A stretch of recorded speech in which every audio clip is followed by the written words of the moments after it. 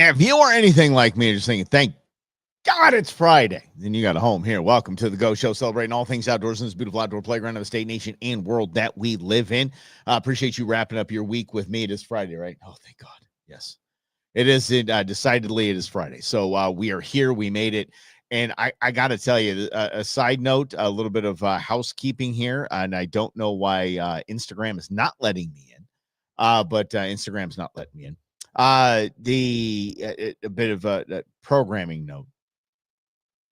We have to, and when I say we have to, we're bringing in other news back.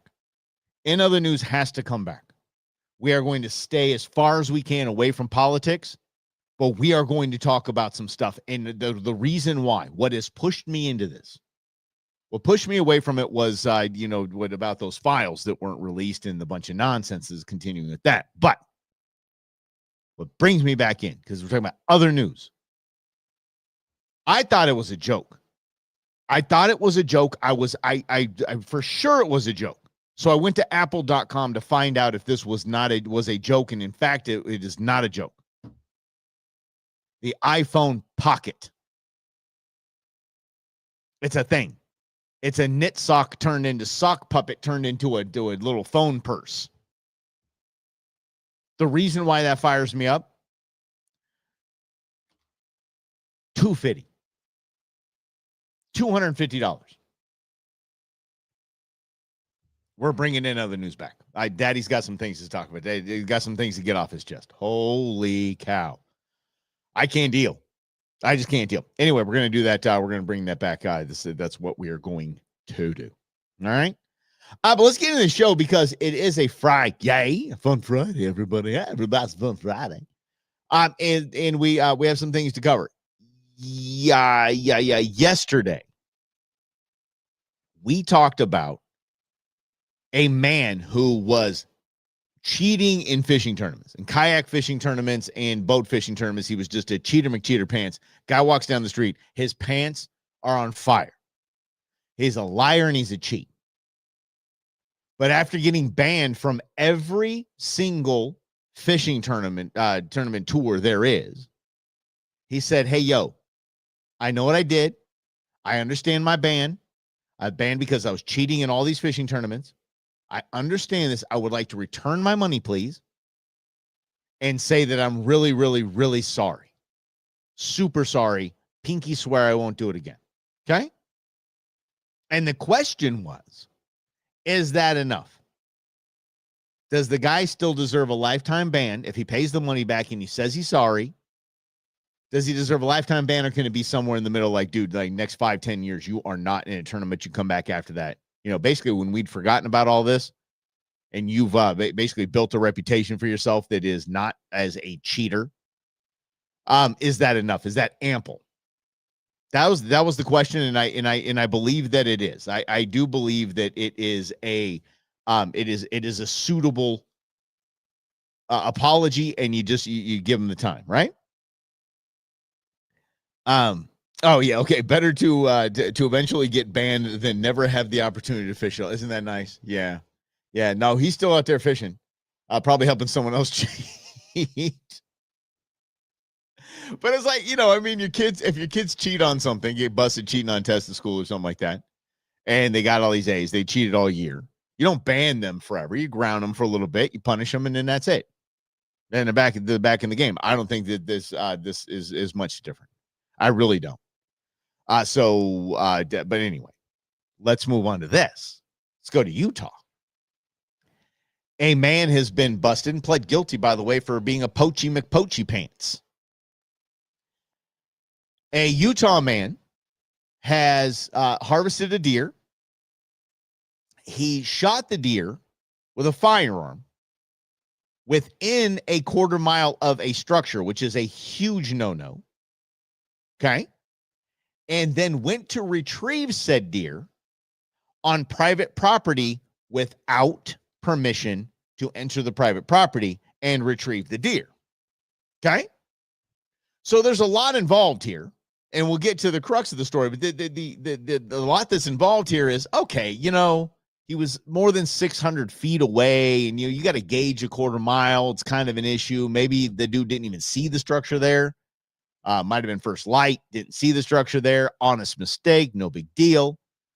Okay, and then maybe the deer was shot and then took off and ended up in somebody's field. Okay. Both of those are very plausible. Both of those happen regularly. And you're like, okay, if I turn myself in, we should be good. No, this guy got rung up. This guy totally got rung up. And it's surprising to me that he got rung up, A, because he's self-identified. Was he self-identified? Is that it? Self-incriminated? I don't know. He turned himself in. He said, guys, here's what happened. Right? Here's the other part of the story. He's the mayor of the town. Now, as a mayor of the town, and it's funny that that's the title of this. The title of the article is that the headline is that a mayor in a Utah town has been found guilty of this or pleaded guilty, whatever. Because it's like, oh, it's a mayor. So we're like, oh, we're literally clutching our pearls that a elected official is shady. That's new to us. Like you would expect, yeah, if something shady, you say something shady happened, you're like, yeah, probably a politician. Yeah. But the guy was rung up. And the guys, and of course, it's just a BS. Here's the title. A mayor in Utah who pled guilty to hunting violations says he did the right thing after screwing up. This is Richfield, Utah Mayor Brian Burrows. He called the authorities on himself after trespassing on private land during a deer hunt. So here's what he has been rung up with. Okay. Let's see here. He's got a $690 fine, and he promised not to commit, pinky promise, promised not to commit any further crimes for the next 12 months. I swear to you. He promised to not commit any further crimes for the next 12 months. Oh my gosh. So he was charged with unlawful taking of wildlife while trespassing and improper discharge of a dangerous weapon, both Class B misdemeanors in Utah. He said, I was hunting deer and made a mistake and realized and went down and took care of it. I did the right thing after I screwed up. Okay, the story gets better. I'm not just going to bring you a story like, oh, some mayor shot a deer. Want to hear this? He turned himself in 2 days after Election Day. Yeah, he turned himself in after the election. I'm doing that right now. I'll do it after the election. So now, is that the right thing? Turned himself in after 2 days after the election, after he was reelected. Yes. Now, how about this? There is no speak of one key part of the story in any of the court filings. Did he shoot the deer, nor has he give any comment on this? Did he shoot the deer on public land and it ran to private land, or did he shoot it on private land? Now, again, if you don't have onX Hunt in your hands, sometimes it's hard to know where the damn landlines are. And if you're on public land or private land, it's tough. And that's why onX Hunt is worth it. Because just for the I'm on private land or I'm not, you look down and you go, oh, I'm on somebody's farm right now. You need to get the hell up out of here, right? Not the case. Why?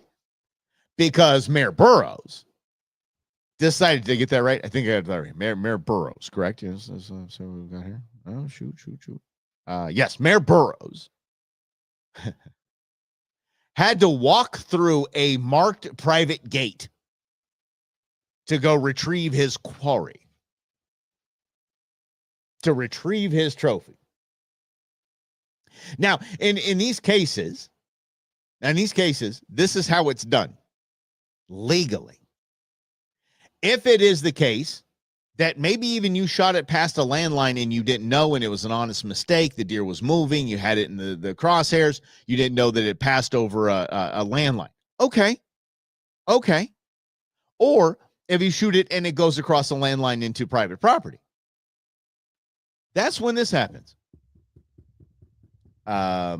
Hi, I was hunting in some adjacent land, and a deer that I shot is run onto your property. Would you mind if I go into your property and I retrieve it? Sure. Yeah, no problem. Need some help? I got a side by side, and I'm gonna go in and help you out. Or knock, knock, knock, knock, knock. Hey, listen, I had a deer in crosshairs, and it was moving, and it moved all over your landline, and I took the shot, and it was by mistake. My apologies. Is it okay if I still retrieve the deer, or can we work something out, because it was my fault, my bad. And that's the way to handle everything. It's the way we're teaching our kids, though, right? It's the way to handle everything. Just admit your mistake. You see, hey, I did it, man, my bad. That was on me. Nothing I can say, but I'm sorry. Hopefully we can make it right. Okay. Yes. The Chargers did whole honorable turn and move. Yeah. Doesn't change the whole lot. Yeah. Now you don't even want to. What a precedent that sends, Brendan. It's a good idea. A good statement there. What if now? And if you're in Utah and you're like, okay, I'm gonna do the right thing, and I'm gonna change, I'm gonna do the honorable thing here, and I'm gonna call Game and Fish and call authorities, say I screwed up. I'm not gonna do that now. Well, you gonna ring me up, dude? My bad. Here in Arizona, I know the game wardens. I know the people Game and Fish. Well,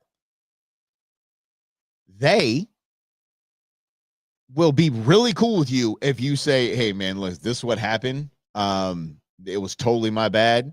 It was a doe, and it was right in front of me, and it looked like there was a branch behind it. There were two branches behind it. There was a tree behind it. There was a bush behind it. It looked like a buck. I took the shot, and I got it down, and I'm just calling. They will come out, and they will determine whether they're going to take the deer, which they most likely will, whether they're going to fine you or not. But I mean, they're going to ring you up. In Utah, they'll make you pinky swear. I'm not going to break the law for another 12 months. Golly gee, not going to do that. Yeah. No, the worst part. Yeah. Wayne Campbell, nice. Well played. Yes. Well played. There's just so much to the story, and I always say, still, if you screw up, call it in. No big deal. You screw it up, I'm definitely calling it. And if you're on someone else's land, and even if you know it or not, just, go knock on the damn door. It's going to 9 times out of 10. Obviously, that's not scientific numbers, but I would say the vast majority of the time, you are going to find that the landowner's just really cool about it. Landowner's like, dude, I know. I sure, dude, I get it. Give me, let's process the thing. Give me a backstrap, and you take the rest, and then we'll call it good, right? Or give me a beer. Just it's usually the way it's going to go down. But it's so funny. A mayor in Utah. Oh, a politician did something shady. Oh my goodness. The shadiest part of this whole thing, there's 2 shady parts of it, is he waited to turn himself in until after the election. And the second is that he actually had to go through a marked gate to get to the deer, and chose not to inform the landowner. Shady, I say shady, but we all screw up. And he said, I did the right thing, instead of, I'm really sorry for my actions, right? Like the guy from the fishing tournaments. I'm really sorry for my actions. Not really so much with the mayor of the town. So let me ask you this question. Actually, before we get to this thing, there's another headline that caught my attention, and you will know exactly why it caught my attention. And happy Friday to you. This is the Ghost Show. Thanks for hanging out. Oregon National Guard has been deployed as search for missing deer hunter enters its 3rd day. The hunter, 51-year-old Devin Dobeck, has been missing since Friday after he messaged a buddy saying he'd tagged a deer. Okay, so this is last week. Still no update on it. But he messaged a buddy, said, I tagged a deer. Got it. Never been heard from again.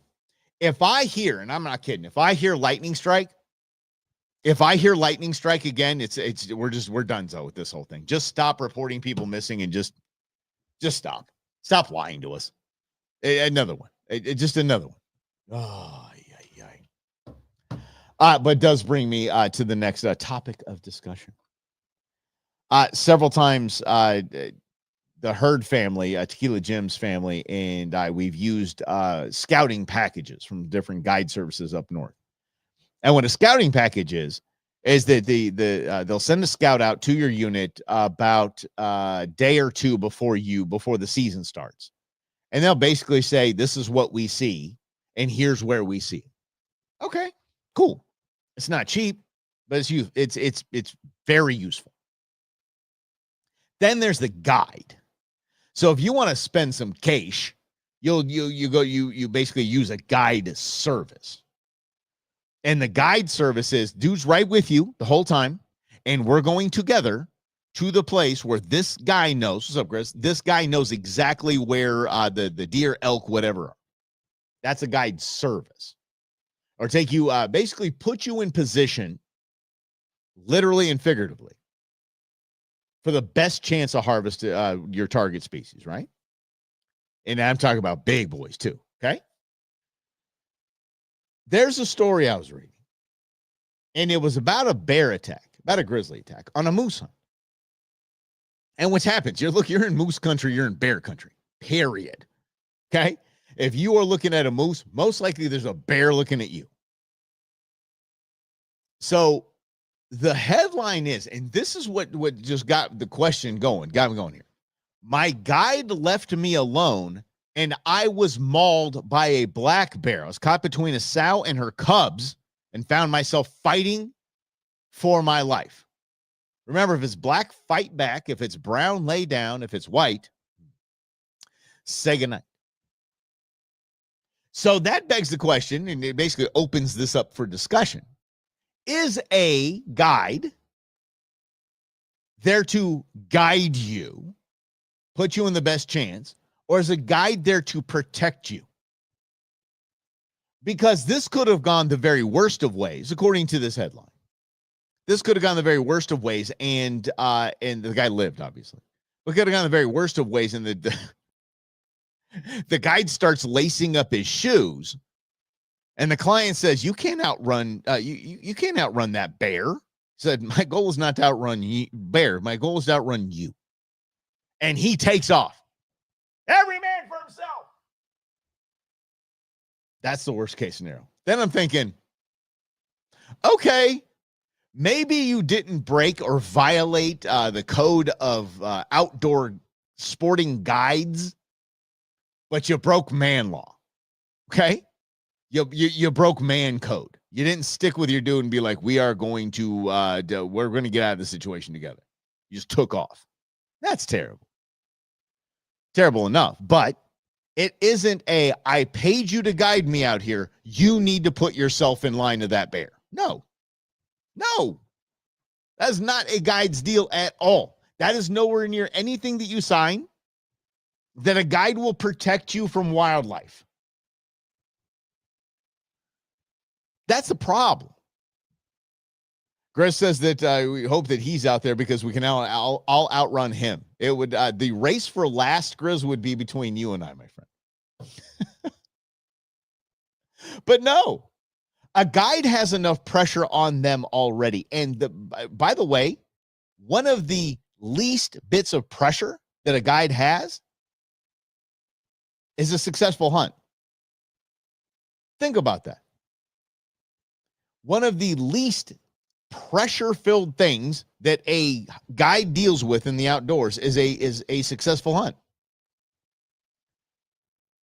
Probably the biggest thing a guide has to worry about is his client in good enough shape to get where they need to go for a successful hunt.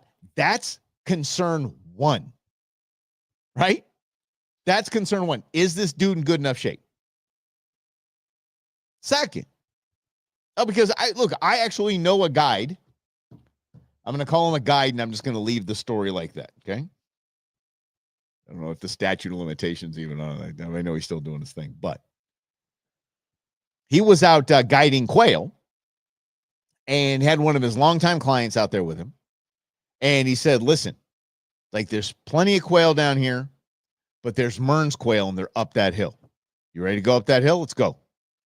And he said, yes, I want to do that. I said, okay. So the guide's up there walking and talking and realized that he hadn't heard his client respond. His client didn't respond because his client's heart exploded and he died on the way up the hill. So when you're talking about guiding someone, protecting them from wildlife is not even on your list. It's not. It's how out of shape is my client, and can we get even into an opportunity for a successful hunt? That is the number one concern of a guide, period. Period.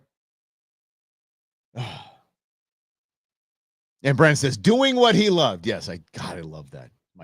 One of my favorite things. Oh, he died doing, no, having your heart explode is not doing what you love. No, I don't love having my heart explode. I don't love heart attacks. I've had one. I don't love heart attacks.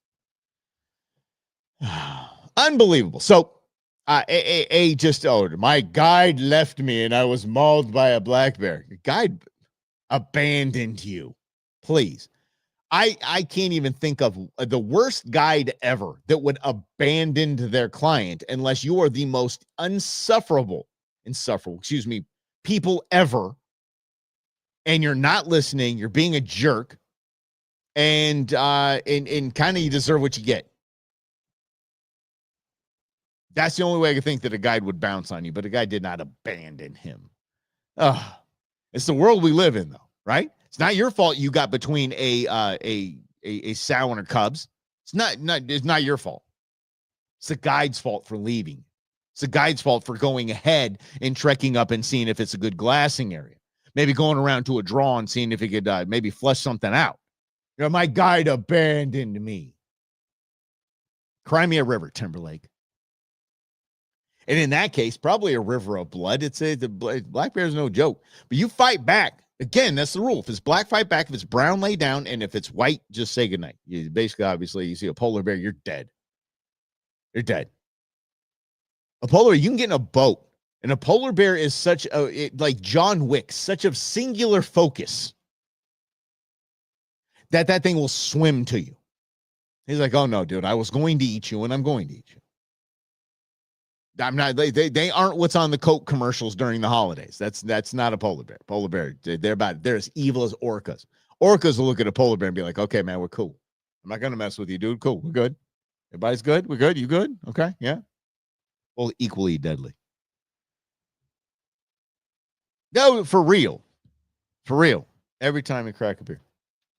You guys know I'm doing the NA stuff, the NA beer reviews. I got to tell you something. There's something going on. Maybe I just completely missed it, or maybe this is the wave, like just of this the trend of NA beers. But damn, you can get damn NA beers everywhere. It's fantastic, absolutely fantastic. Did you know, when I was looking up, facts about NA beers, things like that, did you know that you could take your own NA beer into Disneyland? Not kidding. You can take your own BYOB. If it's NA, no big deal. Yeah, just go on in. Yeah. What? Y'all are going to see some Disneyland beer reviews. I'm going to make this thing happen. Holy mackerel. Lynn, what is tomorrow's topic? Tomorrow's topic is nothing. I'm not going to be on air tomorrow. That is Saturday. So Monday's topic is that what you want, Lynn? Lynn's done with this topic. So let's get to this topic. Why people choose the suck of the outdoors over a little easier way of hunting and fishing.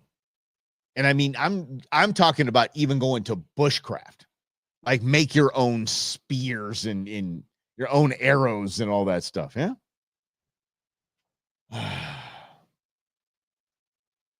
Apparently they do. Yeah. So I got to look this up. I got to figure out what this is all about. We might talk about that on Monday as well. But yes, they're pretty much. Yeah, I think there's been some people that have had some hydration issues. So they're like, okay, water, but they're like, okay, why can't I bring water? And why can I bring water, but I can't bring sparkling water? Why can I bring sparkling water and I can't bring this? Why can't I bring iced tea? This kind of stuff. So Disney's like, whatever, dude. As long as it's not alcoholic. Yeah. Now we're talking. Love playing Caveman in the Woods. Okay, bud, then you're up. Be here on Monday. We will talk about that and why the hell I am different from you and Slavo. You and Slavo can go hunting together. Have a damn good time. But I know you'll still end up taking my jumping jack. I know you will, because it's better to sleep off the ground, and not in a hammock, Brendan. I know. Guys, have a great weekend. Have some fun out there. Going to be a little, maybe a rainy one. We don't know, but definitely be some cloud cover and some cooler weather. So get out there and have some fun. And we will chat with you on Monday, right here on the Go Show. Celebrating all things outdoors in this beautiful outdoor playground of State, Nation, and world that we live in. Have a great weekend.